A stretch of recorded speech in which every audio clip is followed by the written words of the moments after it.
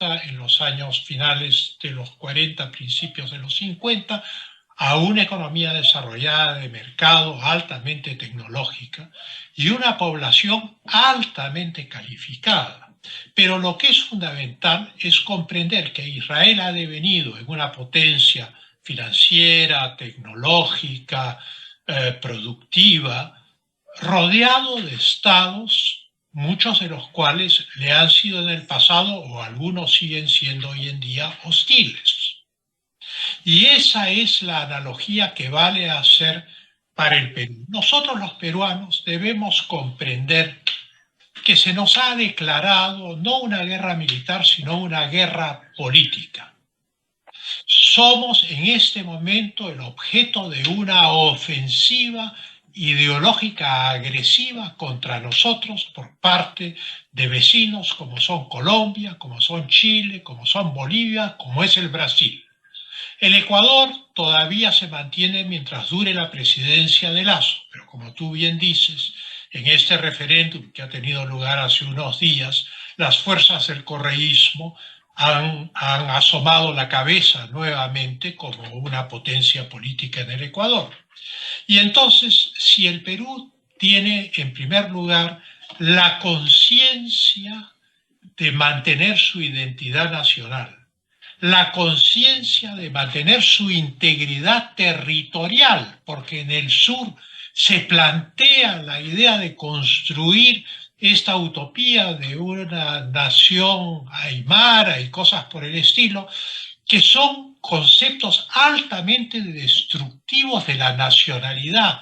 El Perú no se ha formado ayer, el Perú se ha formado desde el siglo XV en adelante, desde el imperio de los incas hasta el día de hoy. Más bien ha ido reduciéndose a sus límites reales. Solo en el siglo XX perdimos alrededor del 30% de nuestro territorio, cuando nos dimos cuenta después de la Guerra del Pacífico que no teníamos tratados de límites con nuestros vecinos. Y entonces resulta ahora tremendamente importante comprender que hay la intención de crear estos etnoestados en zonas que curiosamente son enormemente ricas en minerales, en tierras raras, en litio, en oro, en una serie de recursos importantes. Y hay el deseo de controlar el sur del Perú. Ya el mariscal Santa Cruz quiso controlar el sur del Perú cuando se creó la Confederación Perú-Boliviana. Bolivia no se dividió en dos estados, pero se dividió al Perú en estado norperuano y estado surperuano. Y el estado surperuano era pro Santa Cruz y el estado norperuano era anti Santa Cruz. Finalmente hubo una guerra en la cual también participó Chile y el Perú recuperó su unidad y no fue despedazado.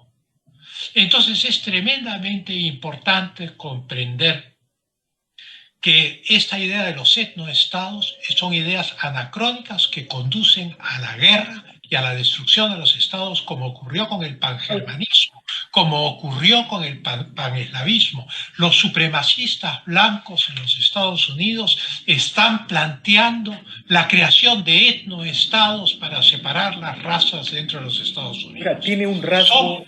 Son ideas destructivas de la nacionalidad.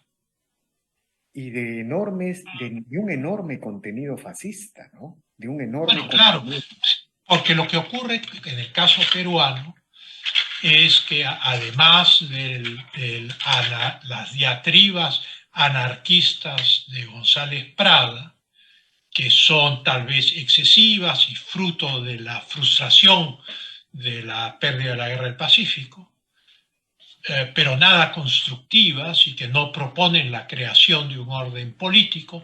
Sobre eso viene el mariateísmo, que es una suerte de socialismo marxista, pero que tiene un elemento racista en el cuarto ensayo, y que es rechazado por Moscú, por la Internacional Comunista, justamente por ese carácter racista, porque la Tercera Internacional era internacionalista, y por lo tanto no hacía distinciones de razas ni dentro de la Unión Soviética ni en el mundo dentro de su, digamos, diabólica utopía de aplanar al mundo dentro de esta dictadura socialista, ¿no?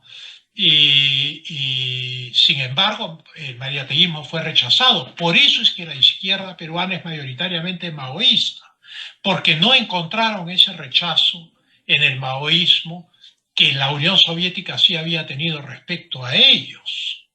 Y finalmente, también en sus inicios, el APRA tuvo el concepto de Indoamérica, pensando que con eso ganaría fuerza, pero Haya de la Torre se dio cuenta de que ese concepto, sobre todo con la experiencia de la Segunda Guerra Mundial, ese concepto era un concepto errado que él mismo corrigió en 30 años de aprismo y se adhirió a la socialdemocracia. Ahora, pero digamos, esta teoría de los pueblos originarios, estas tesis de Álvaro García de Linera, ¿no? Que supuestamente en los estados del sur de América hay pueblos originarios que están reclamando su constitución nacional al margen y por encima de los estados nacionales posindependencia de la corona española. Este proyecto que ha llevado a Bolivia a buscar andinizarse, que ha eliminado de Bolivia cualquier referencia oficial a la identidad de mestizo, ¿no? Este proyecto es una novedad, digamos, tiene rasgos leninistas, clásicos, pero es profundamente posmoderno también, ¿no es cierto? Es que el marxismo del siglo XXI es posmoderno, esto es, deconstruye la realidad, la desmantela. Y entonces lo que ha hecho García Linera en el caso de Bolivia es deconstruir la identidad nacional boliviana y ir a lo que ellos llaman el plurinacionalismo, que es lo que Evo Morales quiso anunciar en el Perú cuando quiso hacer una cumbre del RUNASUR en el Cusco, cuyo valor simbólico desde ese punto de vista es enorme. Menos mal que hubo una reacción nacional en el Perú y él desistió de este proyecto al darse cuenta que iba a ser rechazado. Doctor Tudela, en medio de este aislamiento del Perú, que por cierto no es una novedad, yo recuerdo que en la época del virrey Abascal, el Perú, el virreinato del Perú estaba rodeado por focos contrarios, por adversarios que buscaban la ruptura con la corona española, y desde el virreinato del Perú se sofocaba insurrecciones en el Río de la Plata, en Venezuela, en Chile, y así sucesivamente. Esto no es una novedad, es parte de nuestra historia. Pero, digamos, considerando la realidad actual, el Perú necesita, de alguna manera, el respaldo de Occidente como tal para salir adelante, ¿no es cierto? Y cuando digo de Occidente, estoy hablando a pesar de los problemas que tiene Estados Unidos, a pesar de los problemas de la Unión Europea, necesita de alguna manera el respaldo de Occidente para enfrentar este cerco ideológico poderosísimo. Porque si miramos así, esto parece una Europa del Este y el Perú o se convierte en una especie de Israel o se homogeniza, pues, con el discurso del Este. Es correcto, pero el apoyo de Occidente político no va a venir por sí solo. El apoyo político lo tenemos que buscar. Nosotros tenemos que apoyarnos en Occidente y al mismo tiempo generar las condiciones que nos vinculen en la realidad a Occidente. Vincularnos en la realidad a Occidente significa acoger las inversiones de Occidente, acoger la tecnología de Occidente, no ser reactivos frente a lo que Occidente representa. Y entonces el Perú, que es un país que ha tenido una vinculación muy fuerte con Occidente y que además es un centro de gravedad del continente sudamericano. Tú te referías al virreinato del Perú y al virrey Abascal.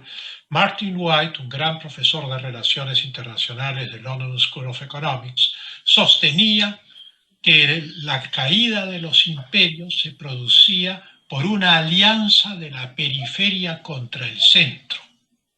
Es así como España deja de ser la potencia imperial europea cuando se unen los ingleses, los holandeses, los franceses, etc. Y esa enorme coalición de estados más pequeños que el imperio logran finalmente empujarlo, reducirlo y finalmente destruir su imperio ya en el siglo XIX.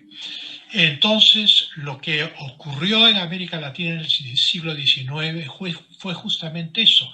La periferia solo podía sellar su éxito con la conquista del Perú. Entonces, dos ejércitos confluyen hacia el Perú, uno del sur con el Libertador San Martín y uno del norte con Simón Bolívar. Y naturalmente hay 3 años de guerra y la batalla de Ayacucho es el final de ese periodo y la periferia triunfa sobre el centro. Y así el Perú obtiene